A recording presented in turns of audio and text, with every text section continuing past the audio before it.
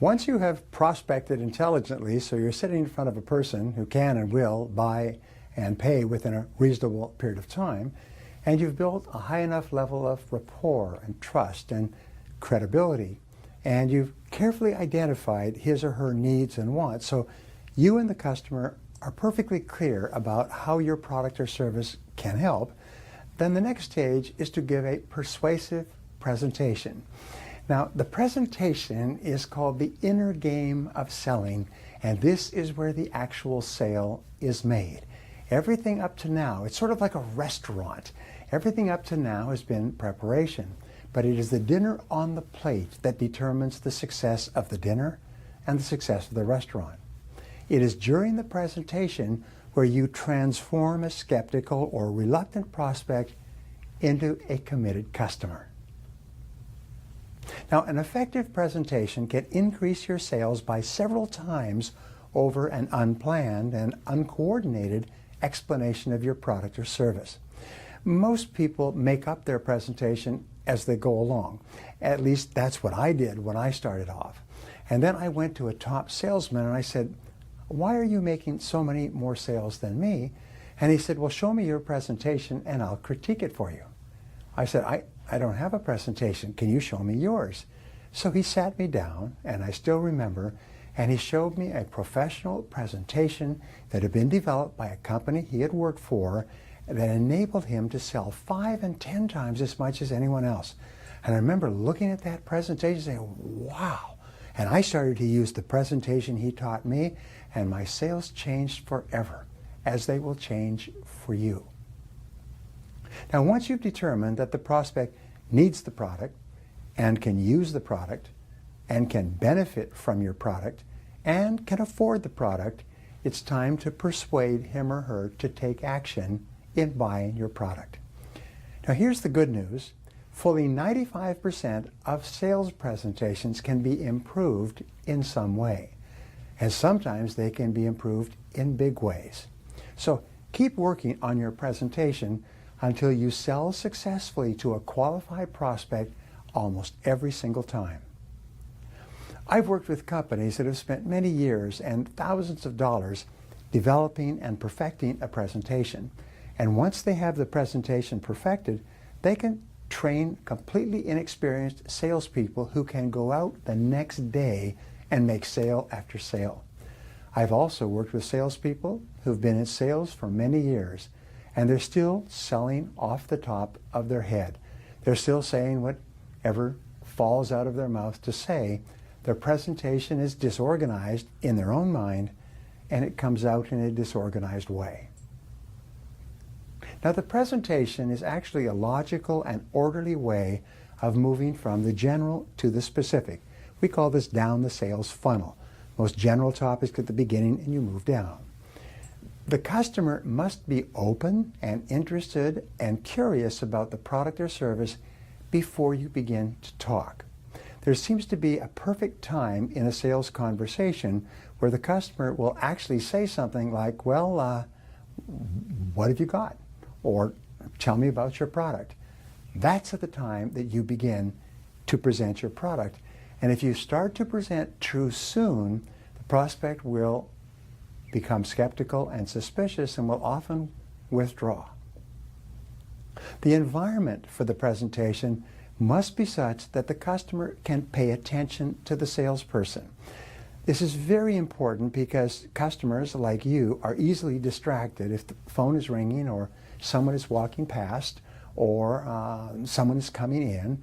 So what you want to do is you want to create the environment within the customer's office or at the customer's desk or table, or even in another location where the customer can pay complete attention to you while you're talking about your product or service.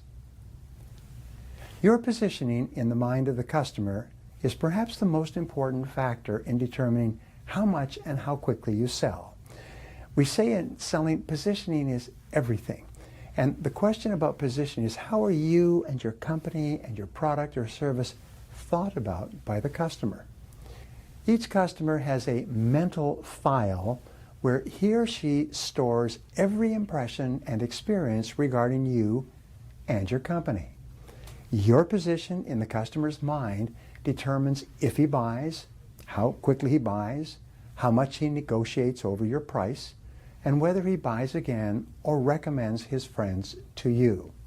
So your job in every aspect of selling is to influence the way the customer thinks and feels about you. And this brings us to a great breakthrough in selling that I developed myself and have trained more than 1 million salespeople in this formula. I call it the golden triangle of selling. You know, a triangle is like this, and this is pure gold. And this formula is based on the experience of top salespeople everywhere, for me now, in 60 countries. Thousands of customers have been interviewed, and they were asked how they thought about the best salespeople. The interviewers knew who the top salespeople were in a particular company, so they would interview customers and they would say, "Oh, how do you think about this particular person when their name comes up?" And they found that customers consistently described top salespeople in 3 ways. First, they described top salespeople as their friend. They saw a salesperson as a friend who cared about their well-being, not as a salesperson. The second word that they used to describe top salespeople, the second position in the customer's mind, is they saw a top salesperson as an advisor. They saw the salesperson as a trusted expert who gives good advice. And the third way that customers see top salespeople is as a teacher. They saw the salesperson as a teacher, someone who taught them how to most benefit from the product or service once they started using it. Now this brings us to 3 selling strategies used by top salespeople. And if you combine all 3 of them in a triangle, you can double and triple your sales almost immediately. The first selling strategy is what we call relationship selling. And this is where you do everything possible to position yourself as a friend with the customer. In other words, you build a relationship first before you try to sell or before you mention your product or service. The second strategy is called consultative selling. And this is where you position yourself as a consultant, as an expert, as a trusted advisor, by focusing on helping the customer to solve his problems or achieve his goals. Now the third selling strategy, which you use in combination with the first 2, is called educational selling. This is where you position yourself as a teacher, teaching the prospect how he can most benefit from using your product or service. Many years ago, IBM was the biggest and best company in the world. And then in the late 80s, they got into a lot of financial trouble and their sales dropped dramatically. So they brought in a new president, and the new president hired a major consulting company to interview people all over the country to find out what had happened to IBM that had caused their sales to go down. And they found the answer. And the answer was that during the growth period of IBM for 50, 60 years, their salespeople and their staff spent a lot of time teaching their customers how to get the most value from IBM products. But after they had had some management changes, the top executives decided that salespeople shouldn't spend so much time in the field with customers, and they kept them in the office and they forced them to fill out paperwork. And other companies came into the market quickly with educational selling strategies and took an enormous amount of the market away, and they still have it to this day. Educational selling is really, really important to your customer. So, once you have positioned yourself as a friend and as an advisor and as a teacher, the next step in persuasive presentations is for you to plan your presentation thoroughly in advance. Plan your presentation step by step, almost like you're writing a book or writing a song or a poem or building a house. An organized presentation is so much more powerful than a random presentation that you cannot leave this to chance. Now, another factor is review your presentation before every customer meeting. No matter how many times you've given your presentation, go over the notes carefully. Refresh your mind. Almost like an athlete warms up before competition, every competition. As a sales athlete, you must warm up as well, because preparation is the mark of the professional. When you warm up immediately prior to meeting with a customer, you're more confident, you're more positive, you're more relaxed, and you're far more persuasive. Now, there are specific presentation methods that make sales, and it took me many years to learn these, but some of them are very powerful. The first is for you to sit next to the prospect rather than across a desk or a table. You see, when you sit across a desk, this is adversarial. It's almost like an enemy against an enemy. It's a contest. It's a competition. Are you going to win, or is the customer going to win? Are you going to make the sale, or is the customer going to keep their money? But when you sit next to a customer and you show your product or service and talk about it, it's like two friends sitting together to talk about something of mutual interest. So what I would do is, if I was across the desk from a customer, I'd say, is there somewhere we could sit sort of on the corner of a table where I could show you these ideas and materials more comfortably? And every customer I ever asked in all my career said, oh, yes, of course, sure. Interesting, I also learned this: if there is no other place to go, take your chair around the desk of the customer and sit next to the customer behind his desk or behind her desk.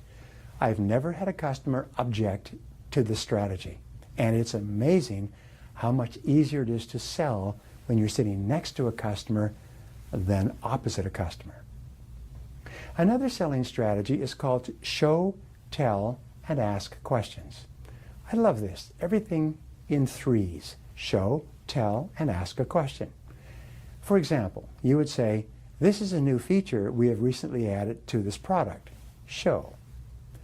This is what it does and how it works and why it's a benefit to you. Tell why the customer should be interested. Is this something that you would like or use in your business? This is ask a question to get feedback, to find out if this part of your product or service is actually of value or interest to the customer. You always solicit feedback by asking questions. Now, what is it that poor salespeople do? Is they show and tell, show and tell, show and tell. But they never ask questions. They never ask for feedback, and so they may be talking about something that the customer doesn't even care about. Another strategy is for you to teach the prospect how he or she can most benefit from enjoying or using your product or service. This was the IBM strategy from 1928 till 1988. What is that, 60 years? As they continually educated and taught their customers how to get maximum value from the product. Here's an interesting fact. The more you teach your customer about how much they can use and enjoy your product, the more they want to buy it. The higher is their buying desire. So you are actually selling by teaching. You are selling by not even trying to sell. Just teach the customer how much better off he or she would be with your product or service.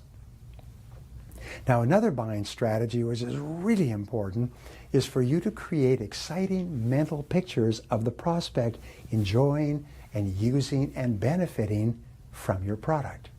You see, people cannot buy a product or service until they can see themselves using and enjoying it.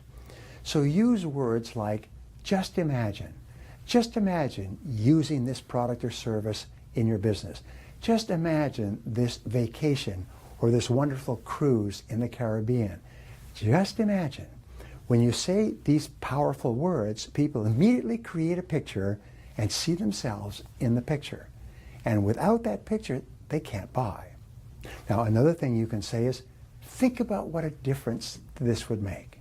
Think about what a difference this would make in your home or your work when you were using this on a regular basis. Think about a difference this would make when you lost all that excess weight. Think what a difference it would make if you could get all of your work done in 2 hours less each day. So whenever you people think about and create a mental picture. Another question you can ask is, can you see yourself using this in your work? Can you see yourself using this at home? Can you see yourself doing this with your family? The more you can create a mental picture in the customer's mind of themselves actually using and enjoying the product or service, the more rapidly they buy the product or service. Now, another strategy is to get the prospect active and involved in the presentation. Get him or her moving, doing something. You see, a prospect that sits there passively while you talk about your product is not a good prospect. So I want you to think about going and buying a car. Imagine you go and you say, I'm interested in this car at the dealership. And the driver says, oh, wonderful, and jumps in the car and drives off. And drives around the block and beeps their horn saying, here I am, and drives around the block 2 or 3 times and then drives back and says, well, how did you like that? Well, you'd say, you must be crazy. That's not how you sell a car. You have the person drive the car and you sit with them. You don't drive the car yourself.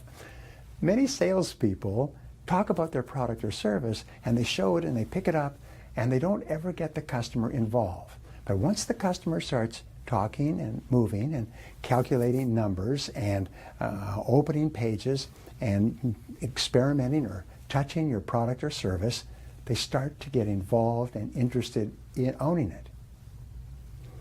Another strategy for making persuasive presentations is for you to use what we call the trial close throughout. Sometimes this is called the pulse close. Sometimes it's called the check close. It's basically to find out where the customer is as you go along. Now, a trial close question can be answered with a no without ending the sales presentation. For example, you could say, do you like this color? And the prospect can say, no, I don't like that color at all. You'd say, well, that's okay. We have lots of other colors.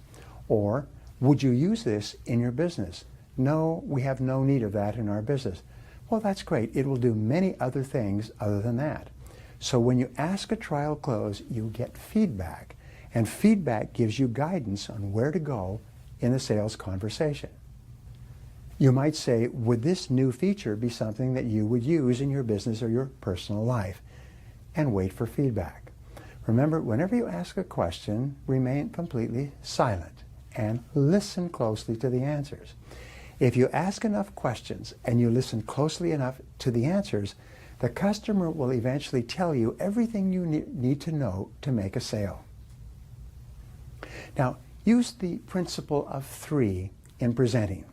The principle of 3 is very powerful because human beings are greatly influenced by things that are said in 3s. And here's one of my favorite techniques. It takes a little bit of thinking for you to design your presentation, but I've taught this to companies that have gone on and done tens of millions of dollars worth of business. And the principle of 3 says, you take and you say these words, because of this, and you describe the product feature, you can, and then you describe the product benefit, which means, and then you describe the customer benefit. Let me give you an example. Because of this flat screen television, you can put it on any wall of your house, which means you can turn your living room into a theater for your family and friends. In other words, what you do is you say, because of this, you can, which means you take every part of your product or service and you design a little 1, 2, 3, 1, 2, 3. Because of this, you can, which means. And it's amazingly persuasive when you use this with your product or service in your presentation. Now, it's very important that you are positive and confident and optimistic about how good your product or service really is and how good it can be for the customer. According to a university study, your conviction or your belief is the most powerful single factor with a prospect who likes and respects you.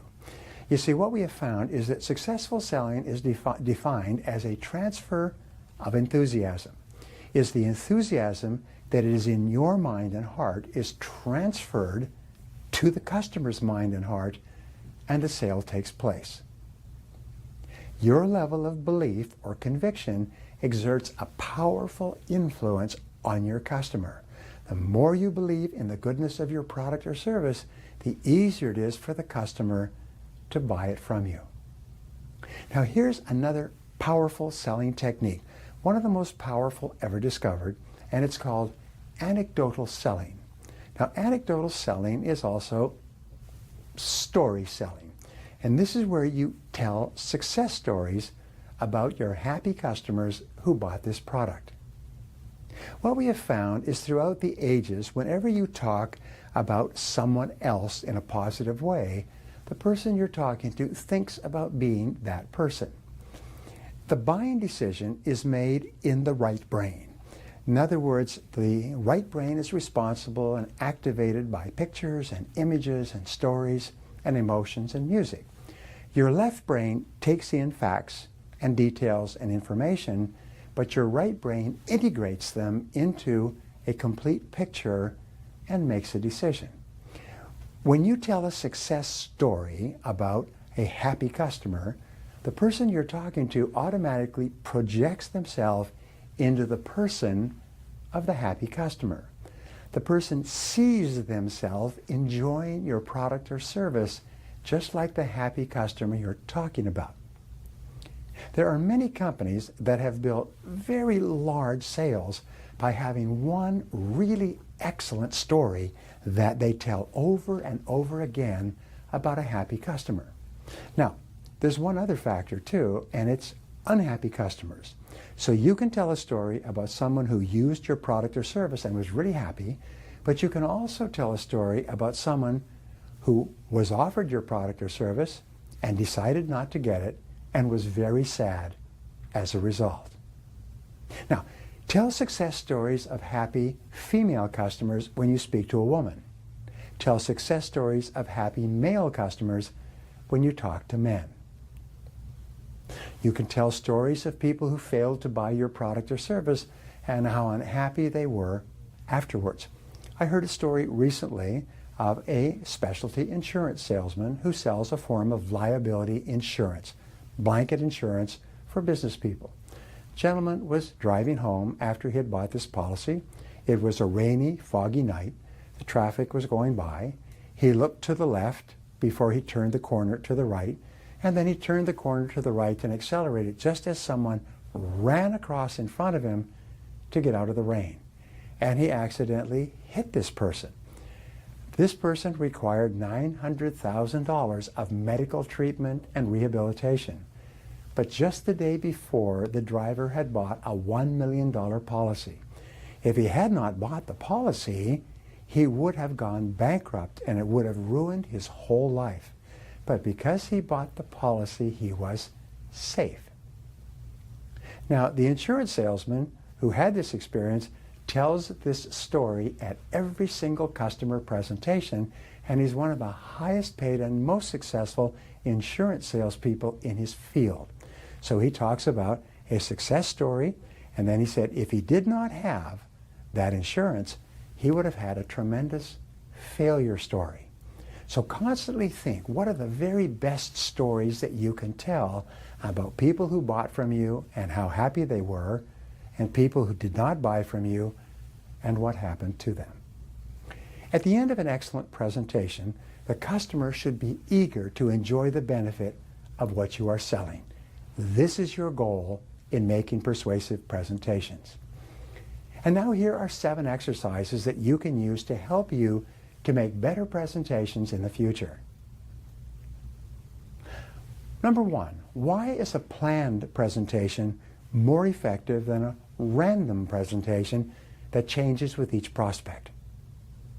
Number 2, give 3 reasons why your positioning in the customer's mind is important, if not essential, to making the sale. And number 3, what are the 3 words that customers use to describe top salespeople? Number 4, what are the 3 methods of selling used by top performers, as we just discussed a few minutes ago? Number 5 is list 3 presentation methods that you can use to be more persuasive next time. Number 6, What 3 things can you say to help your prospect to develop a mental picture of using and enjoying your product or service? Write them down and say them over and over again.